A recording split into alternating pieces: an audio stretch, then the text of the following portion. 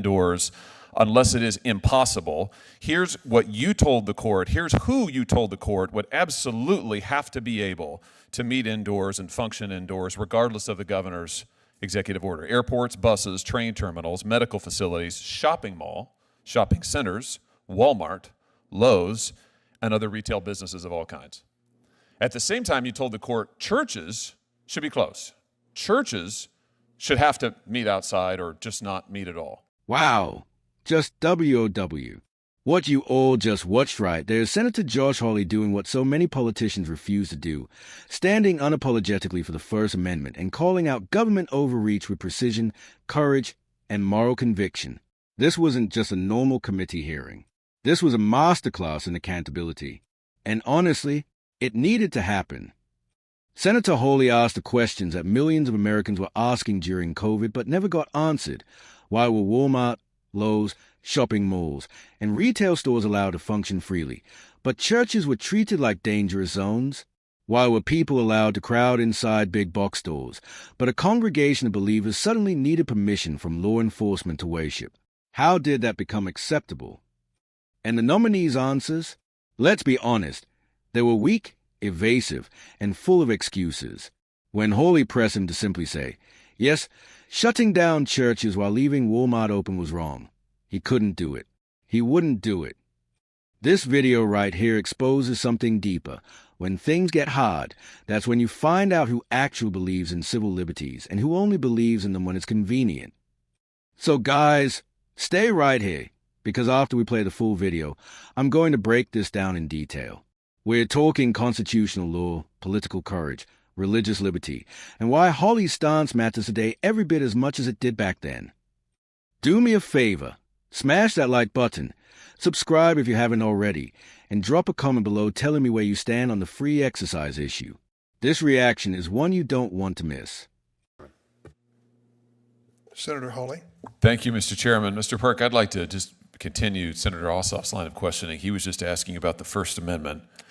You said that you had a number of cases on the speech side of the First Amendment as Solicitor General. Is that right? That's correct. You also had some religion clause cases too, though, didn't you? I believe I've had one. So let's talk about when you were Solicitor General defending the governor's executive order that closed churches in the state. Do you remember that executive order? Yes, Senator. So the executive order said that all indoor gatherings of 10 or more people were banned, with some exceptions. Do you recall? I believe it said that there was no limits on outdoor gatherings, and if it was not possible to have an outdoor gathering, then you could have it inside with 10 people. Okay, so if it's 10 or more people, you can't have it indoors unless it is impossible. Here's what you told the court. Here's who you told the court would absolutely have to be able to meet indoors and function indoors, regardless of the governor's executive order. Airports, buses, train terminals, medical facilities, shopping mall, shopping centers, Walmart, Lowe's, and other retail businesses of all kinds. At the same time, you told the court churches should be closed. Churches should have to meet outside or just not meet at all. Why is that? Why is it that Lowe's and Walmart, they absolutely have to be open? They're essential. Churches, good luck to you. Well, Senator, of course, I didn't design that policy. I was a lawyer defending a client. But didn't you? I thought that you were the Solicitor General making these arguments. Senator, I had a brief involvement in that case, and I actually think my involvement... Wait, so you didn't, you weren't, these aren't your arguments? You didn't say this to the court? Senator, I never filed a brief, so what happened is the complaint was filed, and before... You weren't Solicitor General defending the executive order at the time?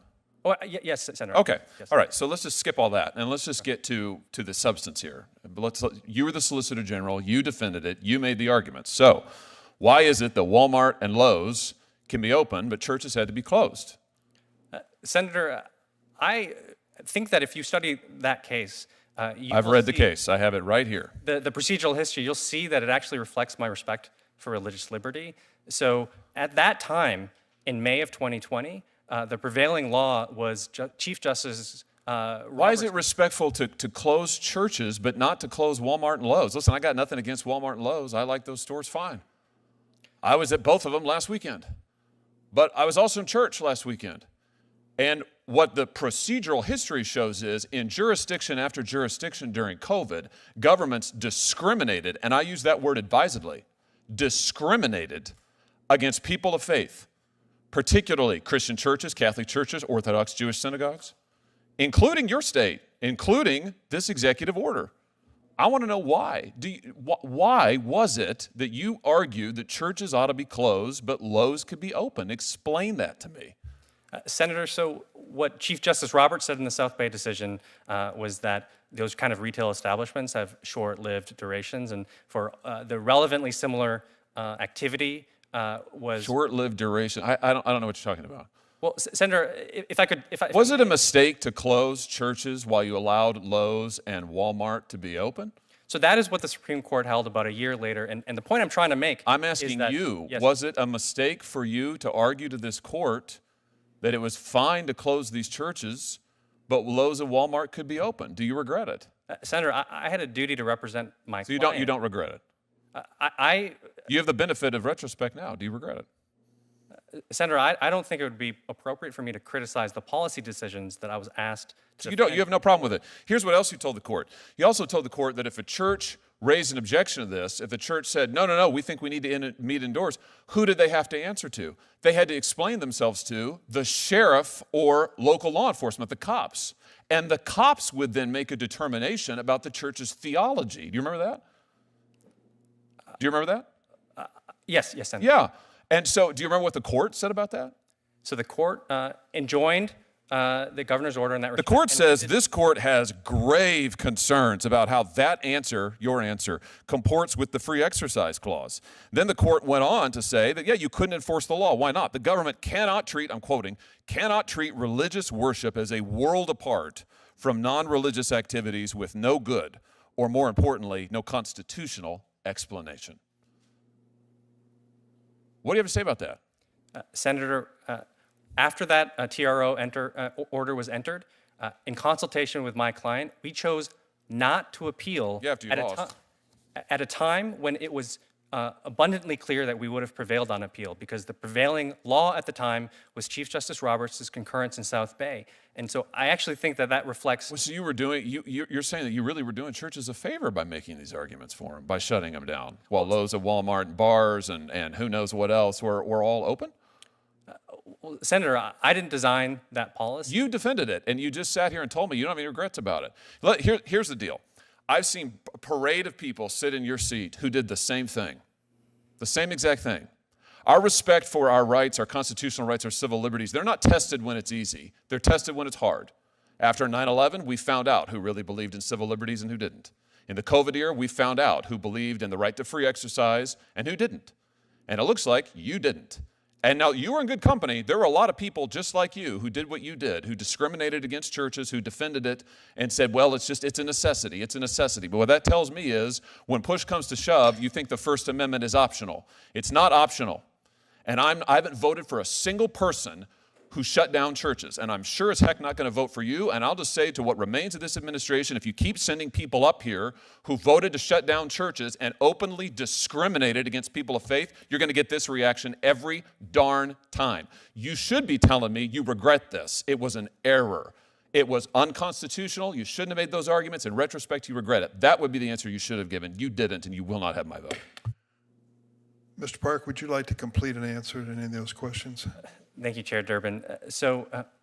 What I was trying to explain is that I was invited by the court to defend the governor's order less than 24 hours after the complaint was filed at a TRO hearing. I never filed a brief. We filed a declaration from the chief medical officer for the state. I did my duty to appear at the TRO hearing and advocate for my client's interests. But after the adverse decision the following day, in consultation with my client, we chose not to appeal when the controlling law at the time was pretty clear that we would have prevailed, because Chief Justice Roberts, a couple days later, issued his concurring opinion in South Bay. It wasn't until almost a year later, with Chief Justice Roberts in dissent, that the free exercise analysis in Tandon and Brooklyn Diocese was different. And that's why, at that time, there were about 35 states, including, by my understanding, about 15 states with Republican governors, that had similar or more restrictive limitations on group congregate worship. But we chose and the governor chose to issue a new executive order to not appeal and to exempt all religious activity from the limitations. Thank you, Mr. Park. Senator Hirono. Thank you, Mr. Chairman. Congratulations, Mr. Park. All right, let's talk about what we just watched. What stood out the most to me is how laser-focused Senator Hawley was. No distractions, no sugarcoating. He went straight to the heart of the issue. The Constitution does not evaporate during a crisis. It doesn't take a vacation during pandemics. And it sure as heck doesn't become optional just because a governor or solicitor general thinks Walmart is somehow more essential than worship. He walked the nominee through his own contradictions. You defended closing churches, but not retail stores. You argued worshipers had to justify themselves to sheriffs. You defended a system where bureaucrats evaluated church theology to decide if gatherings were necessary. Let that sink in. Government agents determining whether your religious beliefs justify your right to gather. That's the kind of thing Americans read about in history books, not something we expect in modern America. And when Hawley asked the simplest, most human question, do you regret this? The nominee wouldn't even blink. No remorse, no reflection, just excuses and appeals to duty. That right there tells you everything. It reveals how some officials viewed liberty during the pandemic: expendable, disposable, negotiable. But Senator Hawley, he didn't let it slide. He didn't accept the typical political non-answer. He made it absolutely clear that defending the First Amendment is not optional, it's fundamental. And honestly, we need more of that. More people willing to say, I don't care how chaotic things are, you don't shut down churches while department stores stay open. More people willing to say, you don't let government officials judge the validity of someone's religious needs. And definitely more people willing to say, if you defended discriminating against faith communities, you should not be promoted to higher positions of power. Hawley stood firm. He sent a message to the administration. If you keep sending nominees who treated the First Amendment like an inconvenience, you will get pushback every single time. He's right about that. And frankly, this is why people respect Hawley. He doesn't fold. He doesn't murmur. He doesn't dance around tough issues. He confronts them. So yeah, this wasn't just a hearing. This was a reminder that leaders must defend liberty when it matters most, even when it's unpopular, even when it's uncomfortable. And Senator Josh Hawley showed exactly what that looks like. If you agree we need more lawmakers willing to fight for constitutional freedoms, hit that like button, share this video, and let's get this conversation going.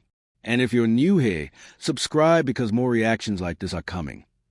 See you in the next one.